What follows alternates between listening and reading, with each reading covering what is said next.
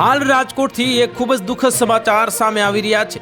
રાજકોટમાં ગત રાત્રે ડબલ મર્ડરની ઘટનાની ચકચાર મચી ગઈ છે। આ શહેરના આર્યનગરમાં એક મકાનમાં જ ઉપર નીચે રહેતા બે પરપ્રાંતીય પરિવાર વચ્ચેની માથાકૂટ હત્યા સુધી પહોંચી હતી। આ શહેરના સંત કબીર રોડ પર આયરનગરમાં જે રહેતા બે સગા ભાઈ પર અજાણ્યા શખ્સોએ સરી વળી જીવલેણ હુમલો કર્યો હતો, જેમાં એક ભાઈનું ઘટના સ્થળે તો અન્યનું સિવિલ હોસ્પિટલમાં સારવાર દરમિયાન મૃત્યુ નિપજ્યું હતું।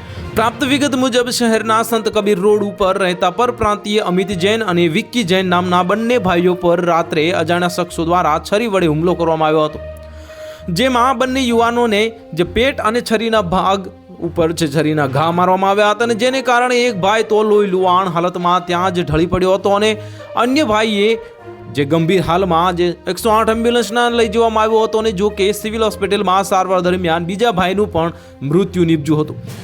આર્યનગરમાં 6 માં ભાડાના મકાનમાં રહેતા જે બે પરિવાર વચ્ચે સોમવારે રાત્રિના દશેક વાગે જે ધમાલ થઈ ગઈ હતી, અને છોટુ શંકર ગુપ્તા નામના શખ્સે અમિત રાજુભાઈ જૈન અને તેના નાના ભાઈ વિક્કી રાજુભાઈ જૈનને છરીના ઘા ઝીકી દીધા હતા। આ છરીના આડેધડ ઘા ઝીકાતા બંને ભાઈઓ લોહી લુહાણ હાલતમાં ઘર નજીક રસ્તા પર આવીને પટકાયા હતા। તો હાલ માટે આટલું જ। મળીશું નવી અપડેટ સાથે। જો તમને અમારા વિડીયો પસંદ આવતા હોય તો વિડીયોને લાઇક કરી દેજો, ચેનલને સબસ્ક્રાઇબ કરી બાજુમાં આવેલા બેલ આઇકનને દબાવી દો, જેથી તમને આવા સમાચારની અપડેટ મળતી રહે।